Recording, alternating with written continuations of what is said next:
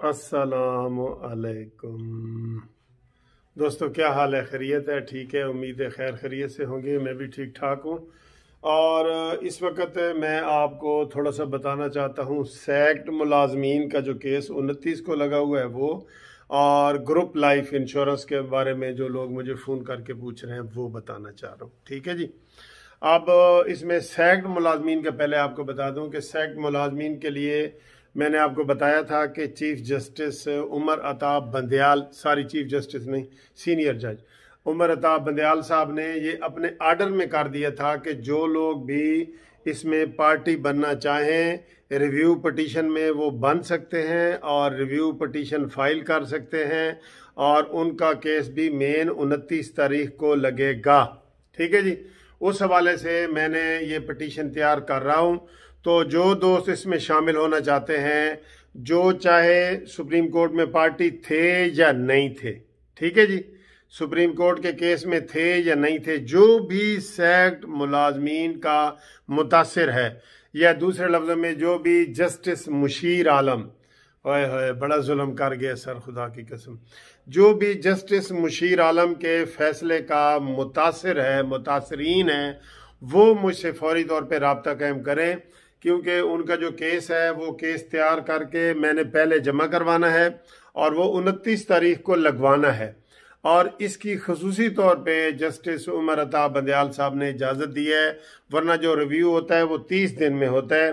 अब कई लोग मुझसे मशवरा पूछ रहे हैं, तो मैं उनको ये कह रहा हूँ कि भाई आप कर दें, केस आप लाजमी करें, मशवरा ना पूछें, कर दें। ठीक है जी।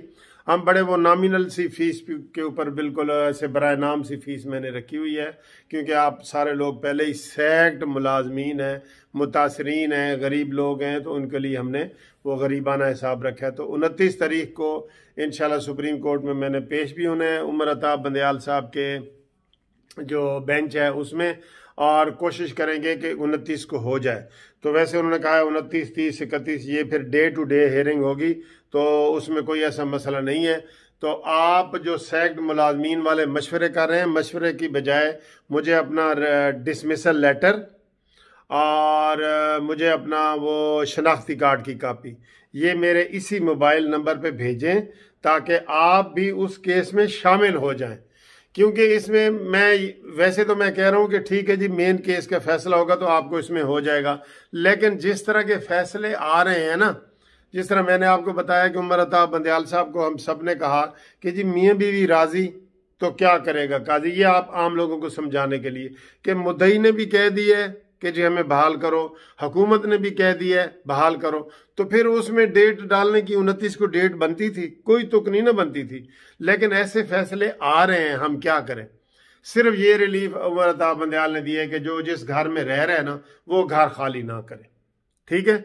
तो अब ये खसूसी इजाज़त है, तो इसका आप फ़ायदा उठाएं, और सैक्ड मुलाजमीन जो 2010 के एक्ट के मुतासरीन हैं जस्टिस मुशीर आलम के सुप्रीम कोर्ट के, वो फौरी तौर पर रब्ता कायम करें और उनका केस इंशाल्लाह हम सुप्रीम कोर्ट में फ़ाइल कर देंगे। फ़ाइल पहले करना होता है और फिर 29 को लग जाएगा साथ ही। ठीक है। आप इंतज़ार ना करें 26, 27, 28, 29 का, उससे पहले आप समझ लो कि आप समझ लें ऐसे कि भी आज ही आपने रब्ता करना है, आज ही कागज भेजने, आज ही आपका केस हमने दायर करना है। ये ज़हन में रख लो, समझाने के लिए कह रहा हूँ।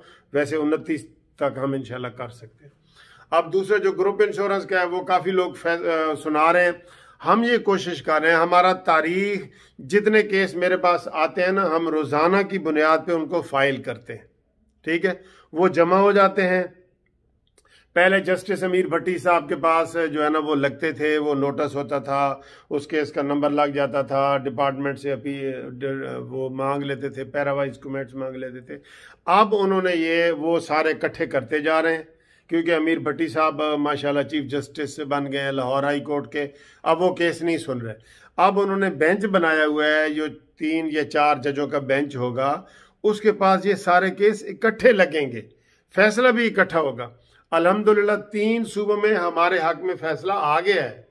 सिंध में अभी 10 नवंबर को आया है, KPK में भी आ गया है, बलूचिस्तान में भी आ गया है, सिर्फ पंजाब रह गया। अब पंजाब वाले हमारे साथ रब्ता कायम करें ताकि उनका केस मेन केस के साथ शामिल कर लिया जाए, और उनको फिर लंबा इंतजार ना करना। जो इंतजार करें ना जी, वो चीज़ जो तो फैसला होएगा तो फिर असी करेंगे।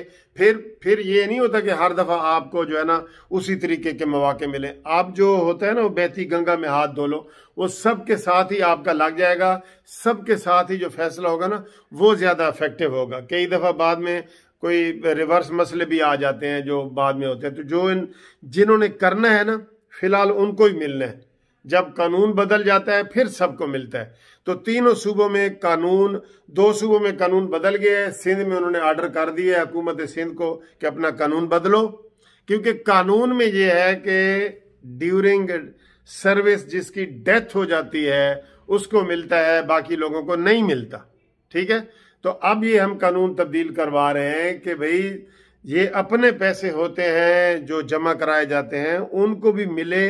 जो रिटायर हो गए हैं उनका क्या कसूर है, इसके लिए उनको मरना पड़ेगा। तो ये आप भी हमारे जो नए लोग रिटायर हो रहे हैं वो भी इसमें शामिल हों। रोजाना हजारों की बुनियाद पे रिटायर हो रहे हैं लोग, हो रहे हैं ना। तो वो पूछते हैं जी ऐसी कि कितने अरसे बाद हुई है ये। भाई आप फौरन हो सकते हैं, बल्कि आपको 4 महीने पहले जो नोटिफिकेशन मिलता है ना रिटायरमेंट का, उसकी बुनियाद पे भी हो सकते हैं। वो नोटिफिकेशन भेजें, शनाख्ती कार्ड भेजें, आपका मेन केस में शामिल हो जाएंगे आप। तो डेट के हवाले से अगर मैं बात बताऊं, जो आप लोग मुझे फ़ोन कर रहे हैं, हम कोशिश कर रहे हैं दिसंबर की छुट्टियां, अगले महीने दिसंबर है ना, इसकी हमारी छुट्टियां होती हैं 21 से लेके 1 तक। तो हम कोशिश कर रहे हैं उससे पहले ये केस लग जाए, क्योंकि लोग बड़े परेशान हैं कि जी केस नहीं लग रहा। मैंने कहा जी इसमें हमारा कोई कसूर नहीं है। हम वकीलों का काम है केस दायर करना, आगे जजों ने लगाना है उसका। हम इतना यकीन करो इतना जोर लगा रहे हैं अपने तौर पे कि आपको मैं क्या बताऊं। तो वो इंशाल्लाह किसी वक्त भी लग सकता है। उसके लिए आप मुझे शनाख्ती कार्ड की कॉपी भेजें, रिटायरमेंट का लेटर भेजें। जिसके पास रिटायरमेंट का लेटर नहीं है वो पेंशन स्लिप भेजे, वो भी नहीं है तो वो पेंशन बुक का जो सफ़ा जिसके ऊपर आपका नाम लिखा है वो भेजो। कोई अपॉइंटमेंट लेटर भेजो, कोई सबूत भेजो कि आप इस महकमे में काम करते रहे हो। ठीक है जी।